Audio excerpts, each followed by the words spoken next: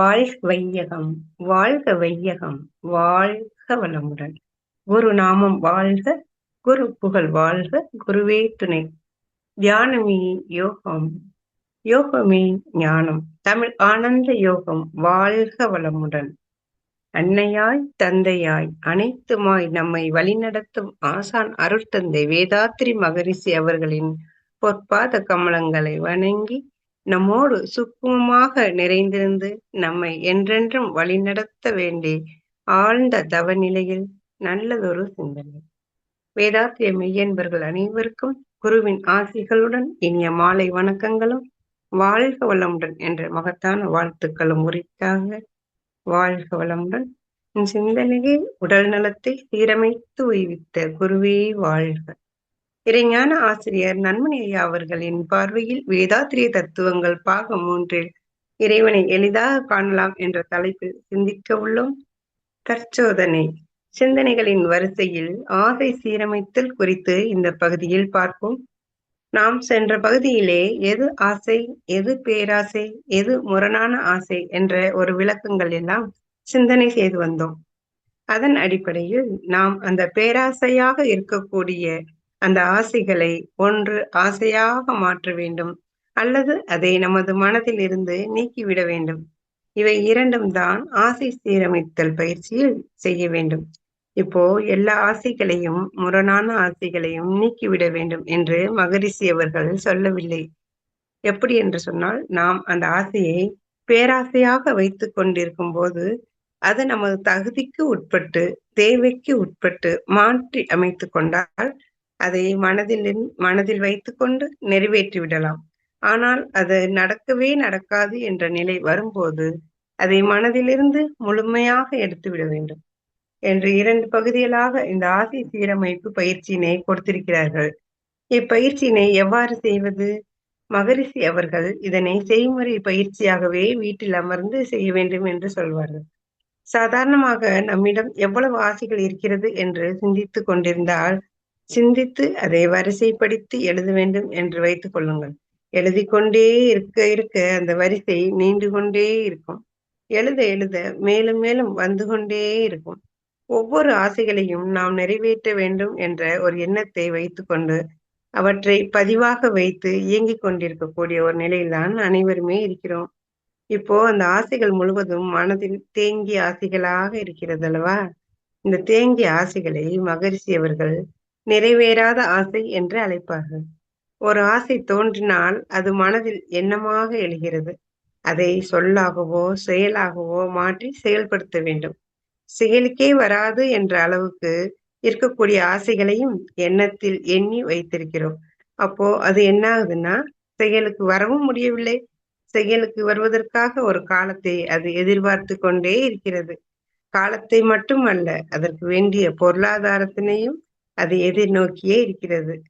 இப்போ நாம் அந்த ஆசையை செயல்படுத்த முடியாத சூழ்நிலை உள்ள போதிலும் அதனை மனதிற்குள்ளாக இதை செய்ய வேண்டும் என்று போட்டு வைத்திருக்கிறோம் அல்லவா? இப்போ அதே போல செயல்படுத்துவதற்கான பொருளாதாரம் இல்லை என்றாலும் அந்த ஆசையையும் வைத்துக்கொண்டு அதற்குரிய பொருளாதாரத்தை எப்படியாவது அந்த வழி எந்த வழியாவது பெற வேண்டும் என்ற நிலைக்கு வரும்போதுதான் அது பிரச்சனையாக மாறிவிடுகிறது. எப்படியாவது என்ற முடிவுக்கு வரும் பொழுது கடன் வாங்குகிறோம். இந்த நிலையில்தான் ஆசைகள் இருக்கிறது.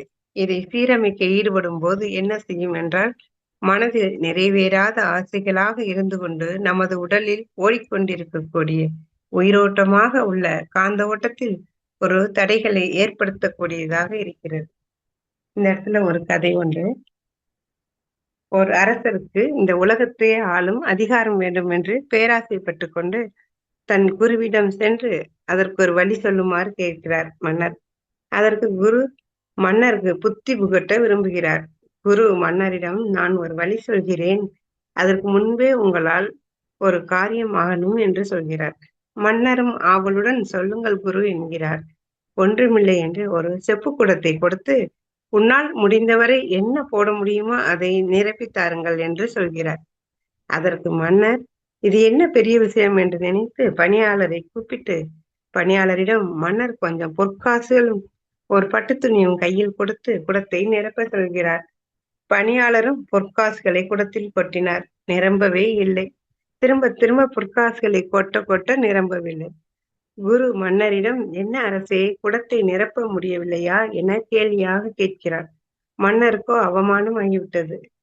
தன்னுடைய கஜானாவில் உள்ள பொற்காசுகள், தங்கம், வைரம், வைடூரியம், முத்து எல்லாத்தையும் விலையுயர்ந்த பொருட்கள் எல்லாம் கொண்டு வர சொல்லி அத்தனை பொருட்களையும் குடத்தில் போட்டுவிட்டார். அப்பவும் அது நிரம்பவில்லை. அரசரின் உடல் உள்ளம் ஓய்ந்து போய்விட்டது. ஐயா, இது என்ன மாயம் என குருவிடம் மன்னர் கேட்கிறார். இது என்ன பாத்திரம்? என் மொத்த கருவூலமும் காலியாகிவிட்டதே, குடம் மட்டும் நிரம்பவில்லையே என்று அரசர் மனம் கலங்கி கேட்கிறார். அதற்கு குரு சொல்கிறார், இது மனித மனதில் எழும் ஆசை என்ற பொருளினால் செய்யப்பட்ட குடம். அதை நிரப்பவே முடியாது. ஆசைக்கு ஏது அளவு என்றார். மன்னருக்கு அதற்கு பிறகுதான் புரிந்தது. அரசர் குருவிடம் ஆசி பெற்று வணங்கினார். அரசரின் மனமும் தெளிவு பெற்றது. அரசர் இந்த உலகையே ஆளும் அதிகாரம் வேண்டும் என ஆசைப்பட்டார். ஆசைப்படலாம், ஆனால் பேராசைப்படக்கூடாது. இந்த கதையில் இருந்து உணரலாம். மகர்ஷி சொல்றாங்க, ஆசையை அடக்க வேண்டாம், ஆசையை அறியத்தான் வேண்டும் என்று சொல்றாங்க.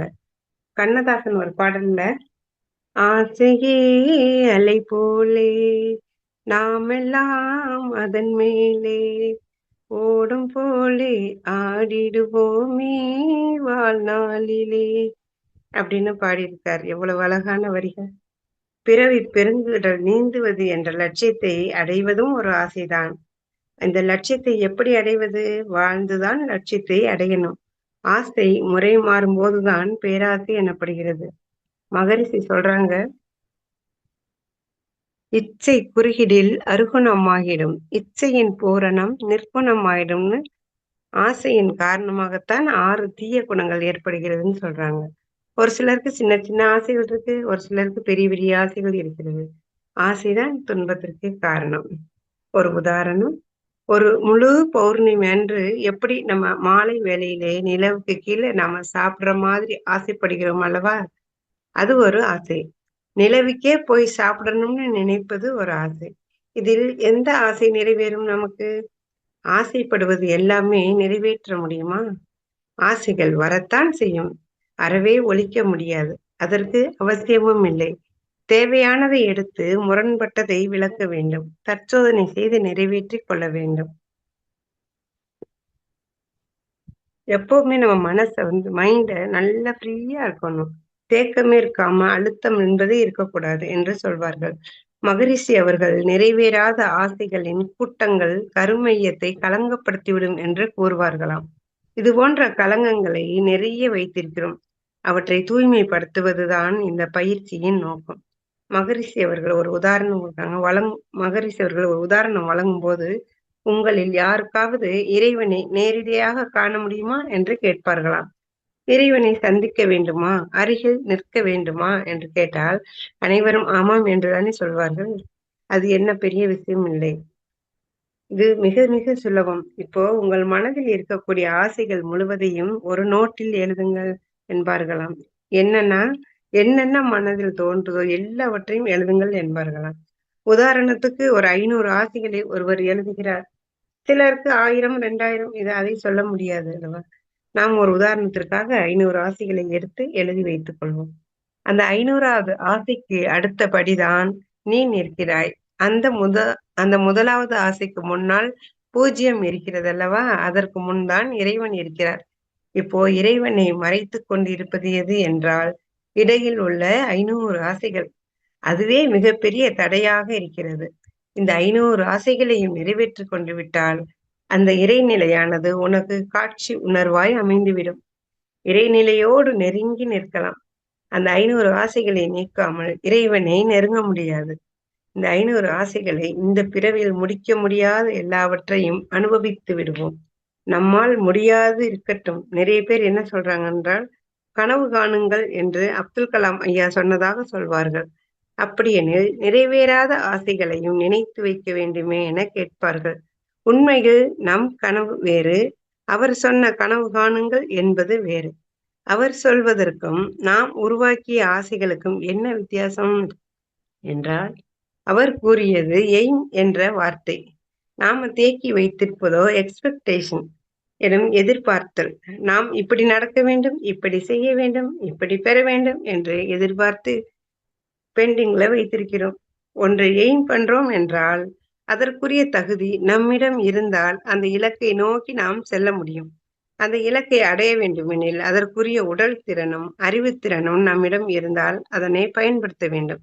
அவ்வளவுதான். இப்போ யாரும் அப்படி பயன்படுத்துவதில்லை. நம் உடல் திறனையும், அறிவுத்திறனையும் பயன்படுத்தாமல் சோம்பேறித்தனமாக இருக்கிறோம். இப்போ அது 2யும் முழுமையாக பயன்படுத்தினோம் என்றால், ஏன் என்ற நோக்கம், அதனை நோக்கிய ஒரு பயணம் இருந்தால்தான் நம்மிடம் இருக்கக்கூடிய திறனை பயன்படுத்துவோம். இப்போ நம்முடைய அறிவின் திறனுக்கும், உடலின் திறனுக்கும் அப்பாற்பட்டு இருப்பது எக்ஸ்பெக்டேஷன்.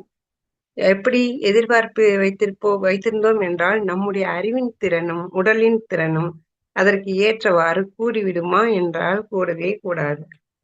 ஒரு அப்துல் கலாம் ஐயாவுடைய ஒரு கதை இருக்கிறது. ஒரு கிராமத்து பள்ளியில் விழா ஏற்பாடு செய்திருந்தாங்க. அப்துல் கலாம் ஐயா அவர்களை அழைத்திருந்தார்கள். அப்போ குடியரசுத் தலைவராக இருந்தபோது அந்த பள்ளி விழாவிற்கு வந்திருந்தார்கள் அப்துல் கலாம் ஐயா. மாணவர்களிடம் மிகவும் அன்பு செலுத்தி அவர்களுக்கு தக்க சிந்தனை உரை கொடுத்த பிறகு கேள்வி பதில் நிகழ்வு நடந்தது. ஒரு குறிப்பிட்ட மாணவன் எழுந்து கேட்கிறான், ஐயா, கனவு காணுங்கள் என்று சொல்கிறீர்களே, அதற்கு தக்க உழைப்பு இருக்கணும்னு சொல்றீங்க. ஆனா என்னுடைய குடும்பத்திலே எப்பவும் பிரச்சனை இருக்கு.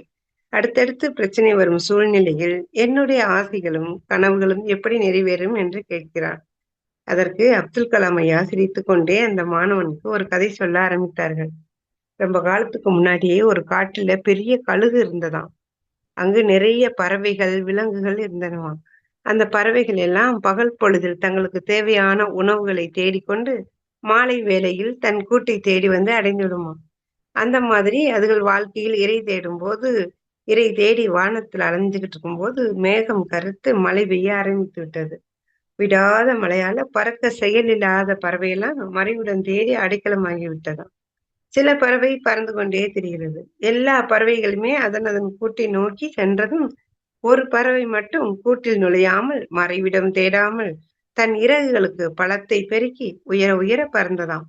எப்பவும் பறக்கும் உயரத்தை விட மிக உயரமான இடத்திற்கு பறந்ததாம். அந்த பறவைதான் கழுகு. மேலே போக போக கீழே உள்ள பறவையெல்லாம் நினைக்குதாம், என்ன இந்த கழுகுக்கு அறிவே கிடையாதா? மழை பெய்யும் போதுதான் தன் கூட்டிற்கு செல்லாமல், மறைவிடத்தில் ஒதுங்காமல், அதிகமா மேலே மேலே போகுதே என்று நினைக்கிறார்களாம். ஆனா அந்த கழுகு எதை பற்றியும் கவலைப்படாமல் மேலும் மேலும் உயர மலையோடு பறந்து பறந்து மேகங்களுக்கு மேலேயே பறந்து போய்விட்டதாம். ஏனென்றால் மேகங்களுக்கு மேலே எந்த மழையும் வராதே என்று மிகுந்த தைரியத்துடன் மழையில் நனையாமல் தன் இரை தேடும் வேலையை தொடர்ந்து போகுதாம். இது போலத்தான் நீங்களும் இருக்கணும். ஒரு பிரச்சனை வரும்போது மறைவிடத்தை நோக்கி ஓடாமல் மழையில் நனையக்கூடாது என்று கூட்டுக்குள் இருக்கும் பறவைகளைப் போல உங்களுடைய ஆசைகளில் இருந்தும் கனவுகளிலிருந்தும் பின்வாங்கக்கூடாது. எப்படி அந்த பிரச்சனைக்கு மேல் கழுகு பறந்ததோ, அதே பிரச்சனைகளை எல்லாம் காலுக்கு கீழே போட்டுவிட்டு உயர உயர பறந்து செல்லணும். எப்படி அந்த கழுகு மாதிரி இருக்கணும்னா, கழுகு கிட்ட இருந்து நாம 2 குணங்களை வளர்த்துக் கொள்ளணும். மழை வந்ததும் மற்ற பறவைகள் எல்லாம் கூட்டுக்குள் நுழையும்போது, நாம இப்படி மேலே பறக்கிறோமே, நம் முடிவு சரியானதா என்ற குழப்பம் ஒரு நாளும் அந்த கழுகுக்கு வரவில்லை. அந்த கழுகுக்கு மன வலிமை இருக்கு. 2 மடங்கு பலத்தோடு மலையில் பறக்கிறோம் என்று சொன்னால், அந்த கழுகின் இறகுகள் எவ்வளவு வலிமையுடையதாக இருக்கணும். அப்போ ஒரு நாளில் அந்த வலிமை வந்துவிடுமா என்றால் இல்லை. ஒவ்வொரு நாளும் மீண்டும் மீண்டும் அது உயரத்தில் பறந்து பறந்து பறந்து பறந்து தான் அந்த வலிமை கழுகுக்கு வந்தது. சரியா? அதே மாதிரி நீங்களும் தேவையான பயிற்சிகளை தொடர்ந்து எடுத்துக்கொண்டே இருக்கணும். நீங்கள் எந்த துறையில் முன்னேறி செல்ல நினைக்கிறீர்களோ, அந்த துறைக்காக தினம் தினம் பயிற்சிகளை எடுத்துக்கொண்டு, மனம் தளராமல் உழைத்துக் கொண்டே இருங்க. நிச்சயமாக உங்களுக்கு வெற்றி பக்கபலமா வந்துரும் என்று முடித்தார்களாம் கலாம் ஐயா. நம்மிடம் பலருக்கு பல ஆசைகள், கனவுகள் இருக்கு. அந்த கனவுகளுக்கு எதிரான பிரச்சனைகளும் வந்து கொண்டே இருக்கும். எப்படி மழையின் போது மலைகளுக்கு மேலே கழுகு பறந்து சென்றதோ, நாமும் அந்த பிரச்சனையை கீழே போட்டுவிட்டு மேல் நோக்கி செல்லணும். கலாம் ஐயா சொல்வதைப் போல துன்பத்திற்கே துன்பம் கொடுக்கணும் என்கிறார்கள். இந்த மன வலிமையும் முயற்சியும் தான் தனது ஆசைகளையும் கனவுகளையும் நிறைவேற்றும் என்று நாம இந்த கதை மூலம் தெரிஞ்சுக்கலாம். நமது வாழ்க்கையில நமது உடல் திறனும், அறிவுத்திறனும் கருமையத்தின் அடிப்படையில் நிர்ணயிக்கப்பட்டுள்ளது. இருப்பதை கொஞ்சம் வளர்த்துக் கொள்ளத்தான் நாம் நம்முடைய திறனை கூட்டிக் கொள்ள முடியும்.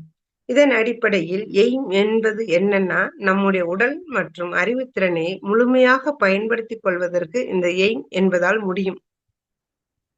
எதிர்பார்ப்பு என்பது நடக்காத ஒன்றை நினைப்பது. இப்போ நம்மிடம் நடக்காத ஆசைகள் என்பது நிரம்ப இருக்கிறது.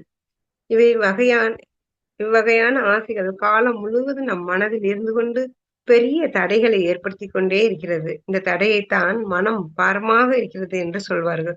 மனம் பாரம் என்றால் என்ன என்றால், மனம் பாரம் என்பது நிறைவேறாத ஆசைகளின் கணம்தான் மனதின் பாரமாக உணரப்படுகிறது. இயற்கையில் மனதிற்கு வெயிட் கிடையாது. உடலுக்கு மட்டும்தான் வெயிட். மூளைக்கு வேண்டுமானால் வெயிட் போட்டு பார்க்கலாம். மனதிற்கு வெயிட் கிடையாது. மனம் என்பது ஓர் அலை. அதற்கு பாரம் என்பது இருக்கவே முடியாது. மனதிற்குள்ளாக நிறைவேறாத ஆசைகள் கூடிக்கொண்டே இருப்பதாலும், அது மனதின் சுழற்சி வேகத்தில் தடைகளை ஏற்படுத்துவதால், அது மனதின் பாரமாக உணரப்படுகிறது. இப்போ மனம் பாரமாக இருக்கின்றால், சில நாட்கள் நல்ல தவங்களை செய்து, நல்ல சத்சங்கங்களை கேட்டுக்கொண்டும் இருக்கும் பொழுது மனம் பாரம் குறையும். உடல் எடையில் மாற்றம் ஒன்றும் இருக்காது. ஆனால் மனதின் பாரம் கண்டிப்பாக குறைந்திருக்கும். அதாவது மனதில் தேங்கிக் கொண்டு தடையாக உணரப்பட்ட ஆசைகளை விலக்கிவிட்டோம். தடைகள் நீங்கிவிட்டது. மனதின் பாரம் இயற்கையாகவே குறைந்து விட்டது. இதுவே மனதின் பாரத்தை குறைக்கக்கூடிய சரியான வழிமுறையாகும்.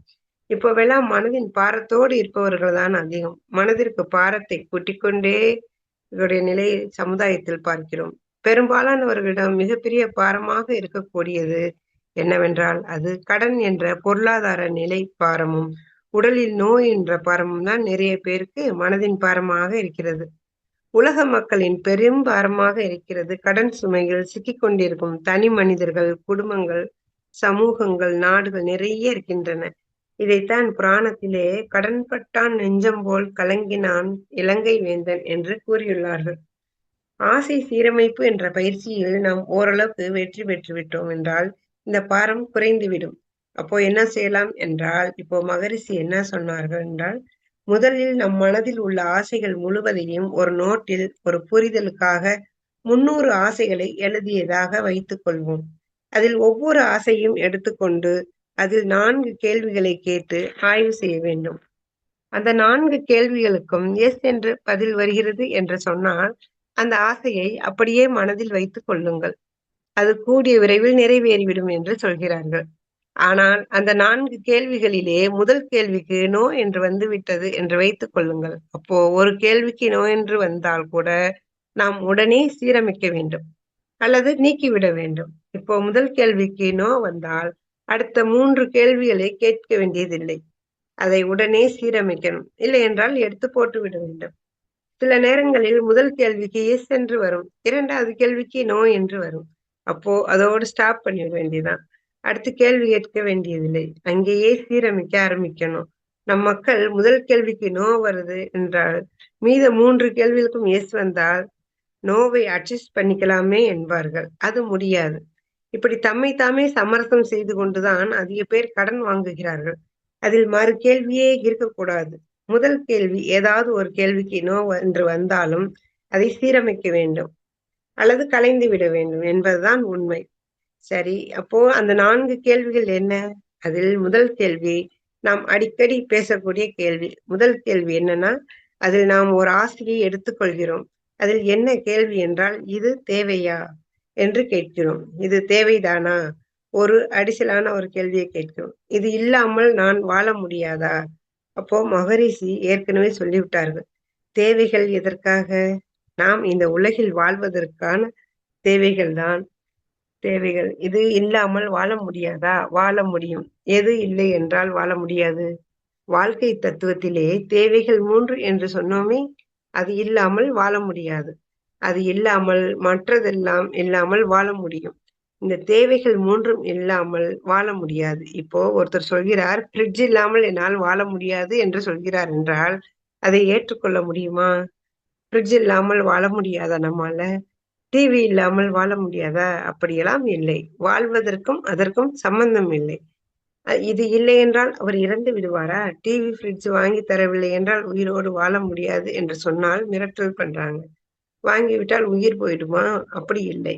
பசி, தாகம், தட்பவெப்ப பாதுகாப்பு, உடல் கழிவுகளின் உந்து வேகம் இவற்றில் எதை நிறைவேற்றவில்லையானால் உயிர் உடலிலிருந்து பிரிந்துவிடும். உயிர் தானாக போகணும். நாமாக பிரிக்கக்கூடியதல்ல. தவறது. அந்த அடிப்படையில் இது தேவைதானா என்று ஒரு கேள்வியை கேட்கிறோம். இது இல்லாமல் உயிர் வாழ முடியாதா? நாம 300 ராசிகளை எழுதி வைத்திருக்கிறோம் அல்லவா? அதில் முதல் கேள்விக்கு நோ என்று வரக்கூடியது எத்தனை என்று கற்பனை செய்தால் 250க்கு மேல் தேவையே இல்லை. இது இல்லாமல் வாழ முடியும் என்று தோன்றும். அப்போ ஏன் பெண்டிங் நினைத்து வைத்திருக்கிறோம்? சிந்தித்து பார்த்தால் அந்த இடத்தில் இது இல்லாமல் வாழ முடியும். பிறகு ஏன் வைத்திருக்கிறோம் என்றால், இதை ஒரே வார்த்தையில் பதில் சொல்ல வேண்டும் என்றால், ஊருக்காக, உலகத்துக்காக, அடுத்தவர்களுக்காக இதையெல்லாம் நாம் நிறைவேற்ற வேண்டும் என்று வைத்திருக்கிறோம். அப்போ மற்றவர்களுக்காக காண்பிப்பதற்காக ஒன்று, மற்றொன்று சௌகரியமாக, ஆடம்பரமாக வாழ்வதற்கு ஒன்று. சௌகரியமாக வாழ்வதை கூட ஏற்றுக்கொள்ளலாம். ஆனால் ஆடம்பரத்திற்காக ஆசைகளை கூட்டிச் செல்வது ஏற்றுக்கொள்ள முடியாத ஒன்று. மற்றவர்களுக்காக வாழ்பவர்கள்தான் இங்கு அதிகமாக இருக்கிறார்கள். பெற்றேன் பல்பிறவி பிறர்க்கே உழைத்து ஏழையானேன் என்கிற கதை. அப்போ ஆசைகளை 300ல் 250 தேவையில்லாதது என விலக்கிவிட்டோம். மீதமுள்ள 50 ஆசைகள் தேவைதான் என வருகிறது. இப்போ 2வது கேள்விகளை ஆய்வு செய்வோம். அந்த ஆசைகளை நிறைவேற்றுவதற்கு நம்மிடம் பொருளாதார வசதி இருக்கிறதா? தேவைகளை அனுபவம் செய்வதை நன்மணி ஐயா அவர்கள் 3 வகையாக பிரிக்கிறார்கள். தேவையின் அளவில் அனுபவம் செய்வது, தேவைகளை சௌகரியமாக பூர்த்தி செய்வது, தேவைகளை ஆடம்பரமாக நிறைவேற்றிக் கொள்வது. இந்த 250ல் 50 ஒரு சௌகரியமாக இருப்பதற்காக நாம எழுதி வைத்ததாக இருக்கட்டும். பொருளாதாரம், உடல்நிலை, வயது இதற்கு தகுந்தாற் போல கொஞ்சம் சௌகரியத்தை நாம் அமைத்துக் கொள்வது பரவாயில்லை. தேவையில்லை என்றாலும் உயிர் வாழலாம். இந்த 50 நிறைவேற பொருள் வசதி இருக்கிறதா? அந்த பொருள் வசதி இல்லை என்று சொன்னால் என்ன பண்ணணும்? இருக்கக்கூடிய பொருளுக்கு தகுந்தவாறு அந்த பொருளை மாற்றி அமைத்துக் கொண்டு அதை அப்படியே வைத்துக் கொள்ளலாம். இல்லை என்றால் அந்த ஆசையை மனதிலிருந்து நீக்கிவிட வேண்டும்.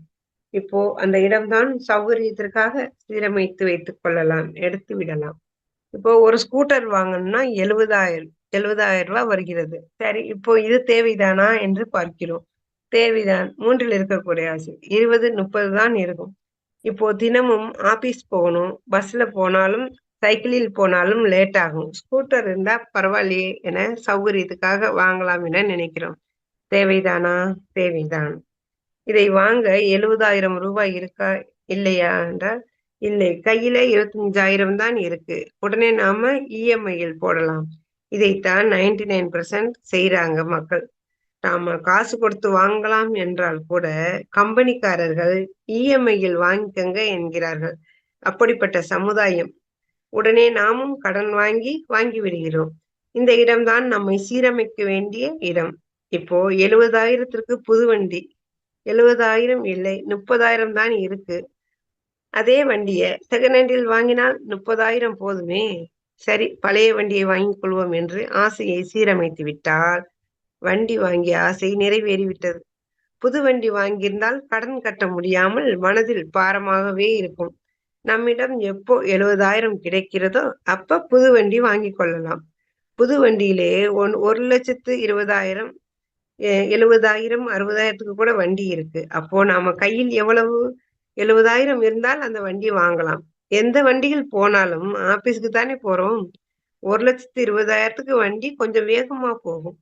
எது ஒன்றையும் நன்றாக சீரமைத்து அதை நம் மனதிற்குள் வைத்துக் கொள்வது கூடிய வரையில் அது நிறைவேறும். நிறைவேறக்கூடியதை மட்டும் மனதில் வைத்து மற்றவற்றை நீக்கிவிட வேண்டும். அப்போ 2வது கேள்வி, இதை நிறைவேற்ற நம்மிடம் வசதி இருக்கிறதா என்று பார்க்கணும். இல்லை என்றால் இருக்கிற பொருளுக்கு தக்கவாறு சீரமைத்து மாற்றிக்கொள்ள வேண்டும். இப்போ ஒரு புது வீடு கட்டணும்னு நினைக்கிறோம். பணம் இருக்கா? வசதி இருக்கான்னு பார்க்கிறோம். இல்லை, புது வீடு 50 லட்சம் தேவைப்படுகிறது. ஆனால் 5 லட்சம் தான் இருக்கிறது. 45 லட்சம் ரூபாய் லோன் போடணும். லோன் போட்டா 45 லட்சத்துக்கு இஎம்ஐ கட்டும் அளவு வருமானம் இருக்கிறதா? கவர்மெண்டில் ஒரு ரூல் இருக்கிறது. வங்கிகள் கடன் கொடுக்கும்போது ஒருவருடைய மாத வருமானத்தில் 3ல் 1 பங்கு மட்டுமே கடனாக செலுத்த அனுமதி உண்டு. பிஎஃப், மெடிக்கல் பிடிப்பாங்க. கார் வாங்கினால் கார் லோனு, வீட்டு லோனு இந்த மொத்த பிடிமானமும் ஒருவருடைய சம்பளத்திலே 3ல் 1 பங்கு மேலே போகக்கூடாது என்ற ரூல்ஸ் இருக்கிறது.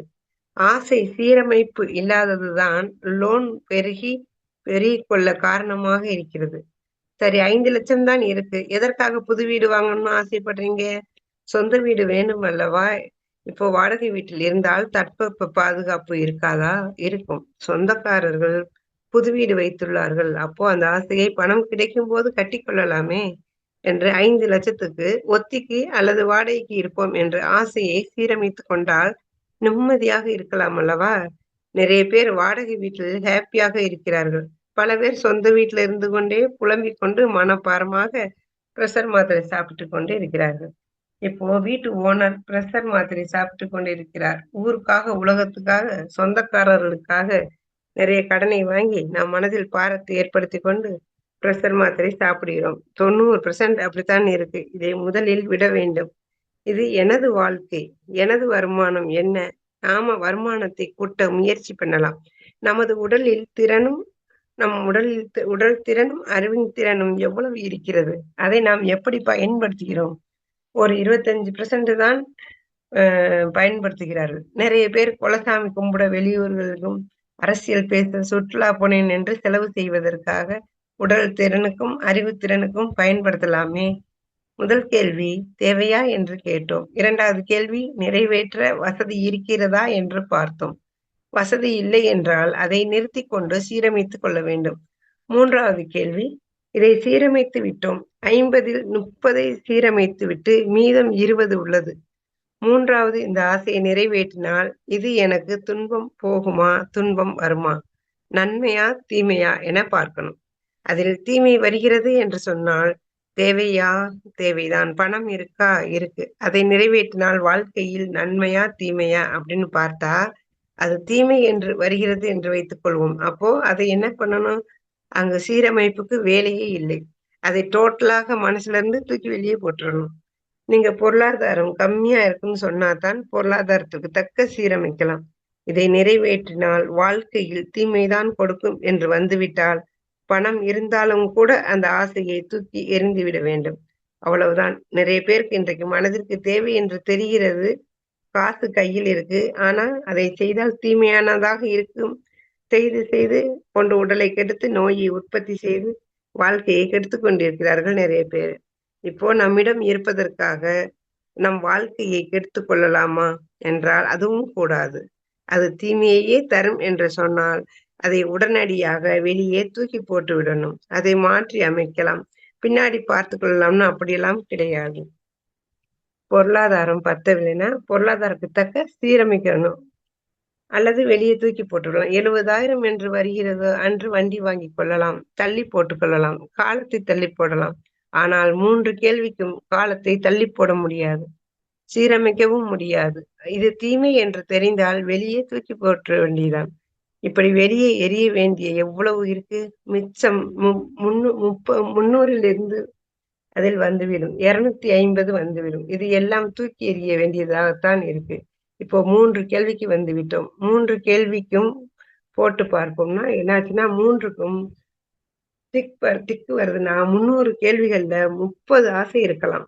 3ல் ஏதாவது ஒன்றில் நோ வந்துவிட்டால் இதற்கு மேல் 4வதாக ஒரு கேள்வி இருக்கிறது. இந்த ஆசைகளை நிறைவேற்றிக் கொள்வதற்கு சமுதாயம் ஏற்றுக்கொள்ளுமா? ஏற்றுக்கொள்ளாதா? சமுதாயம் ஏற்றுக்கொள்ளாததை நாம் செய்தால் அரசாங்கம் நம்மை பிடித்து உள்ளே போட்டுவிடும். நாம் எந்த சமுதாயத்தில் வாழ்கிறோமோ அந்த இடத்தில் அது தேவையானதாக இருந்தாலும் அதை நாம செய்ய முடியாது. உதாரணமாக சாலை வழியில் ரோடு சரியில்லை என்று நினைக்கிறோம். நம்மிடம் வசதி இருக்கு என்றாலும் நாம் அதை போட முடியாது. அது சமுதாயத்திடம் பெர்மிஷன் வாங்கி அப்ரூவரோடு செய்யணும். அதை நாமே செய்துவிட முடியாது. இப்போ ஒருத்தர் தவறு செய்கிறார் என்றால் போலீஸ் ஸ்டேஷனில் தான் கொண்டு விட வேண்டும். இதற்கு நாம தண்டனை கொடுக்க முடியாது. சமுதாய சட்டதிட்டம் என்ற ஒன்று இருக்கிறது.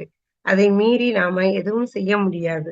ஒரு நல்ல விஷயம் செய்ய வேண்டும் என்றால் கூட என்ஜிஓ என்னும் சர்டிபிகேட் வாங்கி அதற்கு சான்றிதழ் வாங்கி கவர்மெண்ட் பெர்மிஷன் வாங்கி செய்ய வேண்டி இருக்கிறது. அப்போ 4வது என்ற ஒரு கேள்வி சமுதாயம் ஏற்றுக்கொள்ளுமா?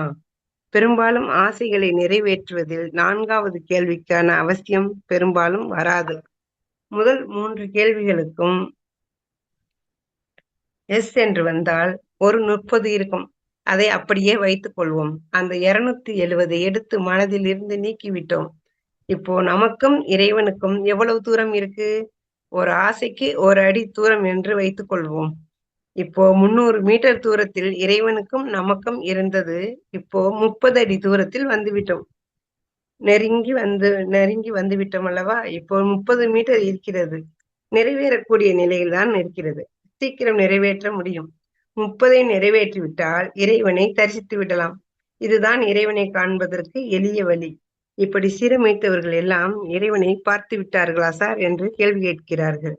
சீரமைத்தவர்கள் எல்லாரும் பெரிய பட்டியலிட்டு ஆசையை சீரமைத்துக் கொண்டு வந்து எவ்வளவு பேர் பண்ணார்கள் என்பதே ஒரு கேள்விக்குறிதான். ஏனென்றால் இவை எல்லாவற்றையும் பயிற்சிகள் பண்ண சொல்வார்கள். வீட்டில் போய் யாரும் செய்ய மாட்டார்கள். பெரும்பாலும் பண்ணுவதில்லை. இன்னொன்று என்னவென்றால் சரியாக ஒருவர் செய்து விட்டாலும் அவர் இறைவனை பார்த்து விட்டாரா என்றால் இறைவனை இன்னும் பார்க்கவில்லை. ஏன் என்றால் 30 நிறைவேற்றக்கூடிய அளவில் உள்ளது. அந்த 30 100ஆக மாறாமல் இருக்கணும் அல்லவா? திருப்பி நிறைவேறாத ஆசை வராமல் இருக்கணுமே. அதிலும் ஒருவர் நல்ல ஸ்ட்ராங்காக இருக்கிறார் என்றால் 30ஐ குறைத்து விட்டார். 30க்கு மேல் தேவைதானா என்றால் இல்லை. ஏற்கனவே இருக்கிறதையும் எடுத்து போட்டு விட்டார். தேவையில்லாததை போடுவதே இல்லை அவர். நல்லா பக்குவப்பட்டவர். இந்த 30ல் ஒரு 10 நிறைவேறும். நிறைவேறியவுடன் நிறைவேறக்கூடிய ஆசைக்கு ஒரு 10ஐ உள்ளே தூக்கி போட்டு விடுவார். இப்போ 30 மீட்டரை மெயின்டெயின் பண்ணி கொண்டே இருப்பார். 30ம் நிறைவேற்றிவிட்டு இறைவனை பார்க்கணும் இல்லையா? அந்த 30ல் 5 உள்ளே போகும், 5 வெளியே வரும். 10 போனா 10 வரும். உள்ளே இப்போ அந்த 30ஐயும் மெயின்டெயின் பண்றவன் ஓரளவுக்கு பக்குவப்பட்டவன் தான். அவன் இறைவனை நெருங்கி விட்டான். நெருங்கும்போது இறைவனின் ஆசீர்வாதம் நிச்சயம் கிடைக்கும். நீ இப்போ அந்த 30ஐ மெயின்டெயின் பண்ணுவது நல்லது. ஆனால் இப்பொழுது அந்த 300ஐ 30 ஆக வெளியில் எடுத்து போட்டவர்கள் எத்தனை பேர் என்று கேட்டால் அது ஒரு கேள்விக்குறி. இதை இப்படி செய்தால் தானே மனசு பாரமில்லாமல் இருக்கும். இப்ப பாருங்க, நடக்க முடியாததெல்லாம் மனதில் வைத்துக்கொண்டு அதில் பாரமாயிட்டேன், பிரஷர் ஏறிவிட்டது, பிபி மாத்திரை சாப்பிட்டேன் என்று இப்படியே காலந்தள்ளி அப்படியே பைபாஸ் சர்ஜரி செய்து நிறைய பேர் இறந்து கொண்டிருக்கிறார்கள். மனதில் ஹேப்பியாகவே இருக்க முடியவில்லை. மகிழ்ச்சியாக, ஆனந்தமாக, அமைதியாக இருக்க முடியவில்லை. ஏன் இருக்க முடியவில்லை? எல்லாவற்றுக்கும் காரணம் நிறைவேறாத ஆசைகளை மனதில் வைத்து மனப்பாரமாக இருப்பதுதான். இந்த இடத்தில் மகரிஷி அவர்களின் ஒரு கதை உள்ளது, வாழைப்பழ கதை. மகரிஷி அவர்களுக்கு நெருங்கிய நண்பர் நெசவு தொழில் செய்து கொண்டிருந்தாராம். அவர் ஒரு நாள் வாழைப்பழம் மேல் எனக்கு ரொம்ப நாள் ஆசை என்றாராம். ஆனா எனக்கு வரக்கூடிய வருமானத்துல காசு கொடுத்து வாங்கி சாப்பிடும் அளவுக்கு துணிவு வரலை என்று மகரிஷி அவர்களிடம் சொல்கிறாராம். அந்த காலத்துல எல்லாம் ஒரு அண்ணாவிற்கு 10 வாழைப்பழம் கிடைக்குமா. இப்போ அதற்கு மகரிஷி அவர்கள் தன் நண்பரிடம், ஒரு அண்ணா போனா போகுது, வாழைப்பழத்தை வாங்கி சாப்பிடலாமே என்கிறார்களாம். அதற்குத்தான் துணிவே வரமாட்டேங்குது என்கிறார் நண்பர். அப்போ மகரிஷி அவர்கள் வேலையை விட்டு மாலையில் வீடு திரும்பும்போது ஒரு அண்ணாவிற்கு 10 பழம் வாங்கியாந்து திருப்தியா சாப்பிடுங்கள் என்று நண்பர்கிட்ட கொடுக்குறாரு. அவரும் வீட்டுல போய் மற்றவர்களுக்கும் கொடுத்துட்டு அவரும் சாப்பிட்டு விட்டு மீத பழம் முழுவதையும் சாப்பிட்டு மறுநாள் மகரிஷி அவர்களிடம் பழம் மிகவும் நன்றாக இருந்தது என்றாராம். மகரிஷி அவர்கள் வாழைப்பழ ஆசை தீர்ந்ததா என கேட்டதற்கு அந்த நண்பர், இல்லை, நேற்று போலவே இன்றும் இருக்கு, இன்னும் இன்னும் வாழைப்பழம் சாப்பிடணும் என்ற ஆசை இருந்து கொண்டே இருக்கு அப்படின்னு சொல்றப்போ மகரிஷி அவர்கள், அப்படியா, நான் தினமும் வாங்கி வந்து கொடுக்கிறேன் என்றார்களாம். நேற்று நீங்கள் கொடுத்ததே வயிறு நிரம்பியது, ஆனாலும் வாழைப்பழத்தின் மேல் மட்டும் ஆசை வேண்டும் வேண்டும் என்று ஏன் என் மனம் கேட்கிறது என்றாராம். நீங்கள் பல முறை பழம் சாப்பிடணும்னு எண்ணிக்கொண்டு இருந்ததாலும் சாப்பிடாமல் விட்டதாலும் அந்த எண்ணம் ஆழமாக பதிந்து விட்டது. சாப்பிட்ட பிறகும் தீர மாட்டேங்குது. நான் தினமும் வாங்கித் தருகிறேன், நீங்கள் உணவோடு சேர்த்து சாப்பிடுங்கள் என்றார்களாம் மகரிஷி. அந்த பதிவு மீண்டும் எழுந்து எழுந்து ஆசை முடிந்த பின்னும் கூட அப்படியே நிற்கிறது என்கிறார்கள் மகரிஷி. அதனால்தான் ஆசைகளை உணர்ந்து நடந்து கொள்ள வேண்டும். தவம் செய்பவர்கள் முறையாகவும் தொடர்ந்து செய்தும் வருவதோடு நமது மனவளக்கலையில் போதிக்கப்படும் ஆசை சீரமைத்தல் தற்சோதனை பயிற்சிகளையும் சேர்த்து சிரத்தையோடு செய்து வந்தோமேயானால் தங்களது இயற்கையான சுபாவங்களை மாற்றி அமைத்துக் கொண்டும் குணநலப் பேறு எய்த முடியும். நிறைவாக முழுமை பெறையும் எய்தலாம். அனைத்திலும் நல்லவற்றை மட்டுமே காணுங்கள். அதை நம்மிடம் இருந்தே துவங்குவோம் என்று மகரிஷி அவர்கள் சொல்றாங்க. ஒரு பொருள் மீது ஆசை எழும்போதே அனுபவம், தற்கால சூழ்நிலை, எதிர்கால விளைவு மூன்றையும் ஒன்றிணைந்து நோக்க வேண்டும். அப்பொழுதுதான் தனது நிலை நிலை பெறலாது, மயக்கம் வராது, நலம் என உணர்ந்து அளவோடும் முறையோடும் அப்பொருளை பெறவும் துய்க்கவும் அடிக்கடி நாம் ஆசை சீரமைத்தல் பயிற்சிகளை செய்து கொண்டே வந்தால் நலம் பயக்கும். மகர்ஷியருடைய பாடல்: இச்சை எழும்போதே காரணம் கண்டிடு, இச்சை முடிந்திட சூழ்நிலை பார்த்திடு, இச்சை முடிந்தால் எழும் விளைவை யூகி, இச்சை முறையாய் இயங்கும் அமைதியில். அப்போ எழும் இச்சையின் காரணத்தை ஆராய்ந்து தக்க காரணம் இருந்தாலும் யாருக்கும் பாதகம் இல்லாமல் அந்த ஆசையை செயல்படுத்த சூழ்நிலை வசதி வாய்ப்பு இருக்கான்னு பார்த்து செயலாக்க முயலணும். அடுத்து நிறைவு செய்து கொள்ள வசதி இருக்குதான்னு பார்த்து செய்யணும். எப்போ தேவையில்லாத ஆசை வந்தாலும் அமைதியாக சிந்திப்பது நல்லது. இன்னொரு கவி இருக்கு: விருப்பத்தை ஒழித்துவிட முயல வேண்டாம், வெறுப்பை ஒழித்தால் அதுவே மேன்மை நல்கும், விருப்பமே ஜீவனது இயக்க சான்று, வெறுப்பு அறிவின் குறைவை விளக்கும் ஆடி, விருப்பத்தை ஒழித்துவிட்டால் வாழ்வு ஏது, விளைவறிந்து முறையோடு அளவாய் கொள்ளும், விருப்பமே வாழ்வை வளமாக்கும் செப்பி, விருப்பம் அளந்தே விரும்பி வெறுப்பொழிப்பீர். நமக்கு தேவையான ஆசையே ஆனாலும் நன்மையே பயப்பதானாலும் தன்னுடைய லயம் இழந்து அதற்கு மேல் ஒன்றுதல் நன்மையே தராது. நமது மனமும் மாசுபடும். பற்று நீங்க வேணும். பற்றை விடாதவரை நம் உயிருக்கு விமோச்சனமே இல்லை. அதைத்தான் திருவள்ளுவர் சொல்கிறார்: பற்றற்ற கண்ணே பிறப்பருக்கும், மற்ற நிலையாமை காணப்படும். இருவகை பற்றுமே அற்ற பொழுதே அந்த பற்றற்ற பிறவி துன்பத்தை ஒழிக்கும். இல்லையானால் பிறவி துன்பம் மாறி மாறி வந்து கொண்டே இருக்கும். உறவிலே கண்ட உண்மை நிலை தெளிவு துறவுன்னு மகான் சொல்றாங்க. பொருட்களோடும் தேவைப்படும் தொடர்பின் தன்மை அறிந்து அளவோடு விழிப்போடு வைத்துக் கொள்ளும் உறவே துறவு. அந்த துறவு மனதிற்குத்தான். துரியாதீதம் தவம் இதற்கு பேருதவியாக இருக்கும். அருட்தந்தை சொல்றாங்க: உலக இன்பங்களிலே அளவு கிட்டும், வாழ்க்கை எனும் கடலிலே ஆசை எனும் படகு தன்னை வசமாக ஆராய்ச்சிக்கு உட்படுத்தி சீரமைத்த ஆசைகளை சிரத்தையோடு நிறைவேற்றி கொண்டு பலன் பெற்று வாழ்வோம் என்கிறார்கள். வாழ்க்கை தத்துவத்தில் தேவை 3 தான் முக்கியமாக இருக்கிறது. ஆக எங்கு சென்றாலும் தேவைகள் 3 என்பது ஒட்டிக்கொண்டே வரும். இப்போ அந்த அடிப்படையில் சீரமைப்பு பயிற்சி என்பது இப்படித்தான் செய்ய வேண்டும். அதை மனதிலிருந்து எடுத்து போட்ட பிறகு மனதிற்கு பாரமில்லா ஒரு நிலை இருக்கும். அந்த சமயத்துல நீங்க தவம் செய்து பாருங்க. தவம் என்பதே இந்த சீரமைத்தல் போலதான். இதை சீரமைத்து விட்டால் தவம் தானா வரும். இப்போ தவத்தை முயற்சி செய்து செய்கிறோம் அல்லவா? இந்த சீரமைப்பு செய்துவிட்டால் தானாக வரும். இயல்பாக தவம் வரும். நிறைய பேர் தவம் சரியாக வரவில்லை என்று சொல்பவர்களுக்கு இது ஒரு பதில் என்னவென்றால், நமது மனதிற்குள்ளாக இந்த நிறைவேறாத ஆசைகள் நிறைய இருந்தால்தான் தவம் சித்திக்காது. ஏனென்றால் அவை எல்லாம் எண்ணங்களாக வந்து குறுக்கீடு செய்யும். அப்போ என்ன செய்யணும்? அந்த ஆசை சீரமைத்தல் என்பதை பட்டியல் போட்டு அதை எடுத்து விட வேண்டும். இப்போ என்ன பிரச்சனை என்றால், இப்போ வீட்டில் ஒருவர் பட்டியல் போட்டு எடுத்து விட்டார்கள் என்றால் அதில் அவர் 0 தான். கணவன் மனைவி ஒன்றாக அமர்ந்து ஆசைகளை பட்டியலிட்டு ஆசை சீரமைத்தல் ஈடுபட வேண்டும் என்று மகரிஷி அவர்கள் கூறுகிறார்கள். அப்பொழுதுதான் குடும்பத்தில் அமைதி காக்கப்படும் என்றும் கூறுவார்கள். இப்போ ஒவ்வொரு குடும்பமும் சீரமைப்பு என்னும் வகையில் நிறைவேறாத தேவையற்ற ஆசைகளை எல்லாம் சீரமைத்து மனதை நிறைவானதாக மாற்றி அமைக்கக்கூடிய பயிற்சியே ஆசை சீரமைத்தல் பயிற்சியின் முக்கிய நோக்கமாகும். சங்கல்பமும்: நம் மனதில் தோன்றும் ஆசைகளை செயல்படுத்துவதற்கு முன் அந்த செயல்களின் முடிவுகளை பற்றி எப்பவும் முதலில் சிந்தியுங்கள் என்கிறார் கிருஷ்ண பரமாத்மா. ஈரமுள்ள தீக்குச்சி தீப்பற்றாது, அதுபோல உலக ஆசை கொண்டவனுக்கு கடவுள் அருள் கிடைக்காது என்று ராமகிருஷ்ண பரமஹம்சர் சொல்கிறார்.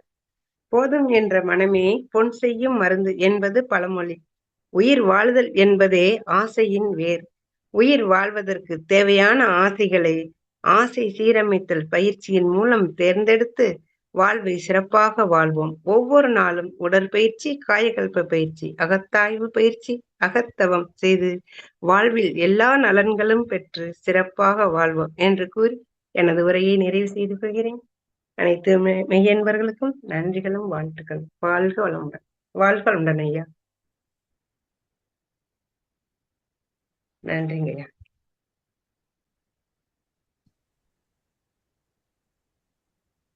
தியானமே யோகம், யோகமே ஞானம். தமிழ் ஆனந்த யோகம். வாழ்க வளம். இன்று இந்த புத்தக கலந்தாய்வு நிகழ்ச்சியை மிக சிறப்பாக இதுவரை உரையாற்றிய ஜமுனாராணி அம்மா அவர்களுக்கு நன்றிகள். ஜமுனாராணி அம்மா அவர்களுக்கு வாழ்க வளமுடன் என்ற வாழ்த்துக்கள்.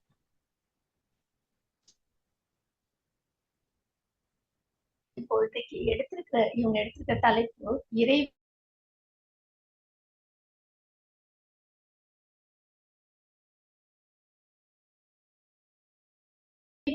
எளிதாக காணலாம் சொல்லி ஒருத்த சொல்றோம் வைக்கிறான். கடவுளே என்கிட்ட பேச மாட்டியா? அப்போ அவங்க ஒரு குயில் கூவிட்டு இருக்கு, அதை அவன் கவனிக்கல. திருப்பியும் அதே கேள்வி ரொம்ப சத்தமா கத்தி கேட்கிறான். அப்ப வானத்துல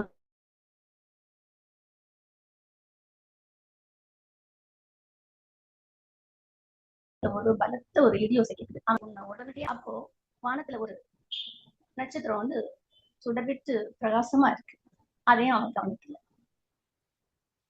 அப்புறம் அவன் கேட்கிறான், கடவுளே எனக்கு ஒரு அதிசயத்தை காட்டு அப்படின்னு சொல்றான்.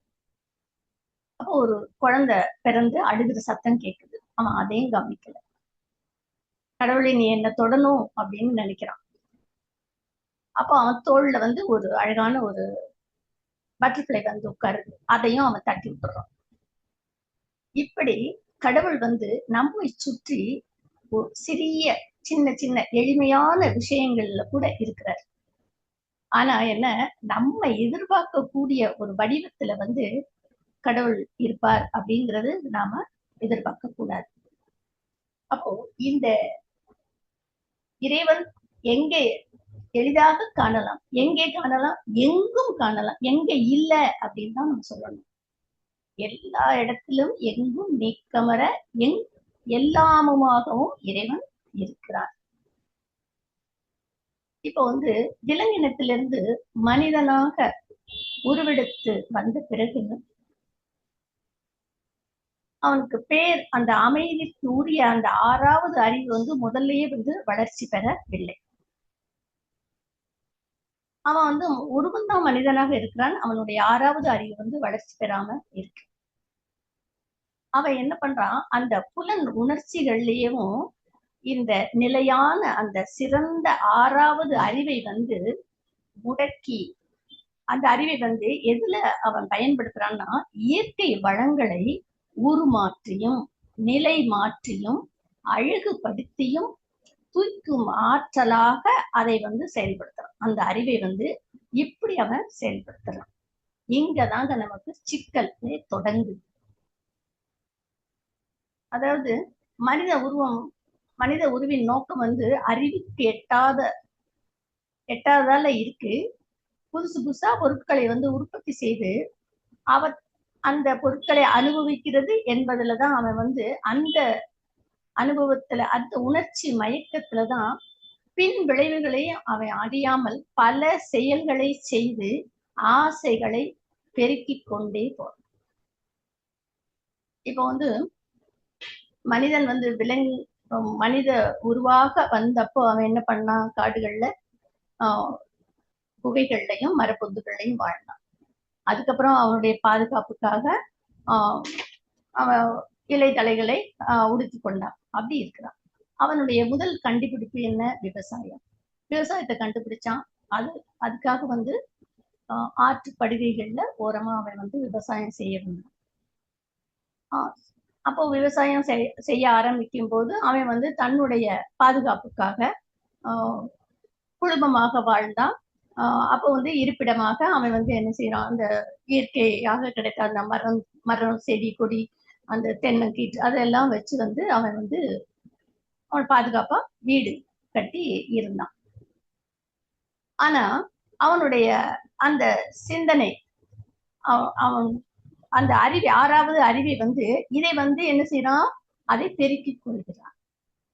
இயற்கையாக கிடைச்ச அந்த பொருட்களை வச்சு இப்ப அப்போ மண்ணு தரையா இருந்தது. அதுக்கப்புறம் என்ன செஞ்சான், கற்களை அடுக்கி அந்த சகதி இல்லாம வச்சுக்கிட்டான்.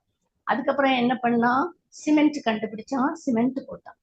மொசைக்கு கண்டுபிடிச்சான். அப்புறம் டைல்ஸ், மார்பிள்ஸ், கிரானைட் அப்படின்னு சொல்லிட்டு இந்த இயற்கை வளத்தை உருமாற்றி அழகுபடுத்திட்டு அந்த அனுபவத்திலேயே அவன் போயிட்டே இருக்கிறான். அப்போ இந்த இது இது இது இதுக்காக அந்த அந்த அனுபவத்தை அந்த இதை போயிட்டே இருக்கான். அதுல இன்னொரு உதாரணம் பாத்தீங்கன்னா, தங்கம். தங்கம் உலகத்தோட பொதுவான ஒரு மதிப்புக்குரிய ஒரு பொருள். அந்த தங்கத்தை வச்சுதான் உலக வங்கியில இருந்து கடன் கொடுக்கல் வாங்கல் அனைத்தும் பண்ணிட்டு இருக்கிறாங்க. இப்போ நம்ம சாதாரணமா இருக்கிறவங்க தங்கத்தை ஒரு சின்ன பிஸ்கெட்டா வச்சு விற்கிறாங்க அப்படி சொன்னா நம்மளாம் இந்த அளவுக்கு வாங்குவோமா? இல்லை. அது ஒரு அசால்ட்டா வச்சுக்கலாம் அப்படின்னு சொல்லிட்டு கொஞ்சம் ஏதோ வாங்குவாங்க. ஆனா அந்த தங்கத்தை உருமாற்றி அப்படியே அழகுபடுத்தி ஒரு லட்சக்கணக்கான டிசைன்ல அப்படியே அதுல இன்னும் அதை அழகுபடுத்துறதுக்கு விலையுந்த கற்கள் எல்லாம் பதிச்சு அவன் என்ன செய்யறான், அதை விற்கும் போதுதான் அந்த அழகுல மயங்கி நாம அதை நிறைய தேவையில்லாம வாங்கி வாங்கி வாங்கி நம்ம சேர்த்துட்டு இருக்கோம். அப்போ இந்த இடத்துலதான் நம்மளுக்கு இந்த சிக்கலே ஆரம்பிக்குது. நாம வர்றதுக்கு முன்னாடியே இறைவன் நமக்கு எல்லாத்தையுமே படிச்சு வச்சிருக்கோம். ஆனா அந்த படிச்சு வச்சதை நம்ம தவறான வழியில அனுபவம் செய்கிறோம். இப்போ தேவையின் அளவுல இந்த ஆசைகளை, தேவையின் பொருட்டு எழக்கூடிய எண்ணங்கள் தான் ஆசைகள். ஆசைகள் நம்ம ஐயா 3 வகையா சொல்லி இருக்கிறாங்க. ஆசை, பேராசை, முரணான ஆசை அப்படின்னு சொல்லிட்டு சொன்னாங்க. இப்ப பாத்தீங்கன்னா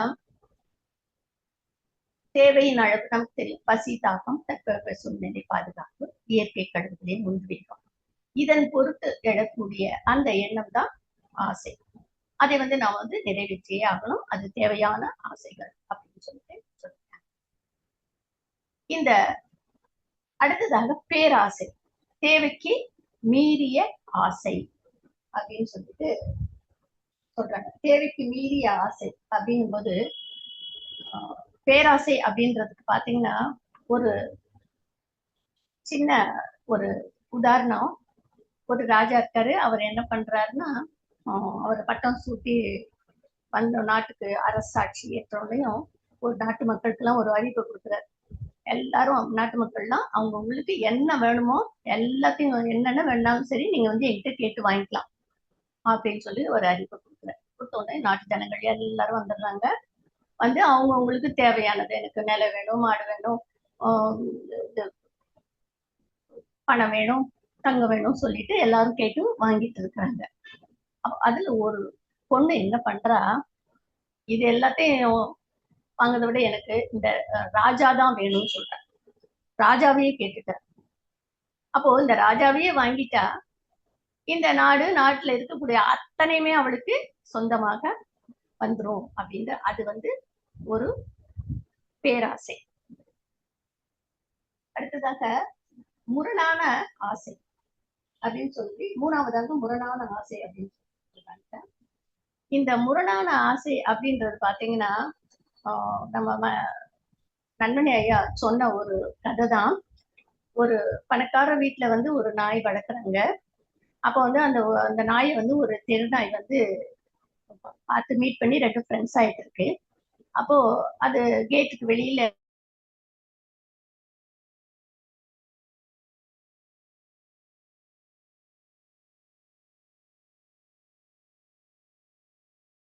ரெண்டு பேசிட்டு இருக்குங்க. அப்ப அந்த நீ ஒரே இடத்துல இருந்து அப்படியே இருக்கிறியே, வா வெளியில வா அப்படின்னு சொல்லி கூப்பிடுது. அப்ப அந்த பணக்கார வீட்டு நாய் சொல்லுது, நான் வந்துருவேன், ஆனா அதுல ஒரே ஒரு சிக்கல் இருக்கு.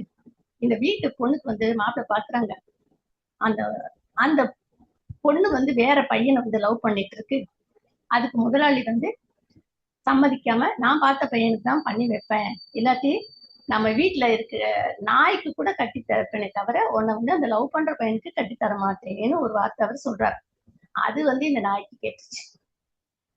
அப்போ அந்த அந்த பெண்ணு வந்து அழகா இருப்பா, அதுக்காக தான் நான் காத்துட்டு இருக்கேன் அப்படின்னு என்ன சொல்லு இந்த நாய் சொல்லு. அப்போ இது வந்து என்னது, இது முரணான ஆசை, இது நடக்கவே நடக்காது. அப்போ இப்படி இந்த ஆசைகள் அப்படிங்கிறத வந்து இந்த பேராசையா இருக்கக்கூடிய ஆசைகளை வந்து நம்ம வந்து ஆசையாக ஒண்ணு மாத்துறோம், அல்லது நம்ம மனசுல இருந்து எடுத்துடணும்.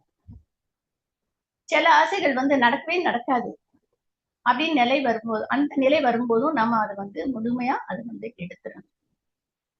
அப்படி எடுக்கிறதுக்கு வந்து இந்த ஆசை சீரமைத்தல் பயிற்சி வந்து நமக்கு பேருதவியாக இருக்கு.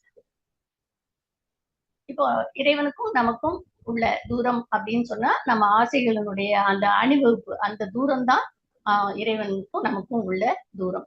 அந்த ஆசை பூரா கழிச்சிட்டோம்னா நாம இறைவனை நெருங்கிறோம், இறைவன் கிட்ட நம்ம போயிடலாம் அப்படின்னு சொல்லிட்டு மகிழ்ச்சி வந்து நமக்கு ஆசை சீரமைத்தல் பயிற்சி அப்பவே நமக்கு சொல்லி இருக்கிறாங்க. இப்போ வந்து நிறைவேறாத ஆசைகள் அப்படிங்கிறது வந்து எதிர்பார்த்தல் அப்படின்ற ஒரு அடிப்படையில் இருக்கு. நிறைவேறாத ஆசைகள் தான் வந்து மனதுல வந்து பாரமாக இருக்கு. இயற்கையில வந்து மனதுக்கு வந்து ஒரு எடையோ கனமோ எந்த இதுவும் கிடையாது. அதை எடை போடவும் முடியாது. மனம் அப்படிங்கிறது ஒரு அலை, நமக்கெல்லாம் அது நல்லா தெரியும். அது பாரமா இருக்காது. இந்த நிறைவேறாத ஆசைகள் வந்து அது அதிகரிச்சுக்கிட்டே போகும்போதுதான் அது என்ன நடக்குதுன்னா மனிதனுடைய அந்த சுழற்சி வேகத்துல ஒரு தடையை உண்டு பண்ணுது. அந்த தடை தான் நமக்கு வந்து பாரமாக நாம வந்து உணர்கிறோம். இப்படி பாரமா இருக்கிறவங்க வந்து சில நாளைக்கு நல்ல தவம் செஞ்சு நல்ல தத்துவங்கள் சார்ந்த அந்த சத்சங்கங்களை கேட்டு இருக்கும்போது அவங்களுடைய பாரம் வந்து நல்லா குறைஞ்சிருக்கு அப்படின்னு சொல்றாங்க. இதையும் வந்து ஜமுனாராணி அம்மா நல்லா அழகா விவரிச்சு சொன்னாங்க. அப்புறம் இந்த அகத்தாய்வு பயிற்சியில வந்து இந்த ஆசை சீரமைத்தல் பயிற்சியில 4 கேள்வியை சொன்னாங்க. இந்த 4 கேள்விக்கும் அதுக்கு விவரிச்சு அவங்க வந்து அதை தெளிவுபடுத்தினாங்க. இந்த ஆசை சீரமைத்தல் பயிற்சியை வந்து பொருளாதார ரீதியாக உள்ள ஆசைகளை வந்து கணவன் மனைவி இருவரும் வந்து வீட்டுல உட்கார்ந்து பேசி இந்த ஆசையை நிறைவேற்றினா இது நமக்கு இந்த 4 கேள்விக்கும் அதை வச்சு இது தேவையா, இந்த தேவை இதை நிறைவேற்றுவதற்கு நமக்கு பொருளாதார வசதி இருக்கா, அது வந்து நமக்கு நன்மையை தருமா தீமையை தருமா, இதை வந்து சமுதாயம் ஏற்றுக்கொள்ளுமா அப்படின்னு இந்த 4 கேள்விகளின் அடிப்படையிலையும் வச்சு கணவன் மனைவி இருவரும் அமர்ந்து வீட்டுல உட்கார்ந்து பேசி முடிவு எடுக்கணும் அப்படின்னு சொல்லிட்டு சொன்னாங்க. இதுக்கு அப்பால ஒரு உணர்வு ரீதியான ஆசைகள் ஒண்ணு இருக்கு, அதுதான் வந்து இந்த எதிர்பார்ப்பாக இருக்கு. இந்த உணர்வு ரீதியான ஆசைகள் அப்படிங்கிறது என்ன அப்படின்னு சொன்னா, இப்போ நாம இருக்கிறோம், நம்ம குழந்தைகள் வந்து நம்ம மேல அன்பா இருக்கணும், நாம சொன்னபடி கேட்கணும், நம்ம வீட்டுக்கு மருமகள் வந்துட்டாங்க நம்ம மருமகள் இப்படிதான் இருக்கணும், இதெல்லாம் வந்து எதிர்பார்ப்பின் அடிப்படையால வருது. இந்த எதிர்பார்ப்புகள் வந்து நமக்கு வந்து நிச்சயமா நடக்குமா நடக்காதா அப்படிங்கிறது வந்து சொல்ல முடியும், அதை நடக்காமலே கூட போகலாம். அப்படிப்பட்ட ஆசைகளை எல்லாம் நாம வந்து அந்த எதிர்பார்ப்புகளை எல்லாம் நம் மனதிலிருந்து நாம எடுத்துடணும் அப்படின்னு சொல்லிட்டு ஐயா வந்து சொல்லியிருக்கிறாங்க. அப்புறம் கடைசியா ஜமுனாராணி அம்மா சொன்னாங்க, இந்த நிறைவேறாத ஆசைகளை மனசுல வச்சிருக்கும் போது நமக்கு வந்து தவம் நமக்கு வந்து சித்திக்காது, அதற்கான வாய்ப்புகள் வந்து ரொம்ப குறைவு. அதுதான் வந்து நமக்கு வந்து தடைகளாக வந்து நிற்கும் அப்படின்னு சொல்லிட்டு சொன்னாங்க. அப்போ இந்த ஆசை சீரமைத்தல் பயிற்சியை வந்து நாம வந்து முறையாக வீட்டுல நம்ம பயிற்சி செய்யும் போது நாம வந்து இறைவனை எளிதாக காணலாம் அப்படின்னு சொல்லி இந்த ஒரு நிலை செய்து பார்க்க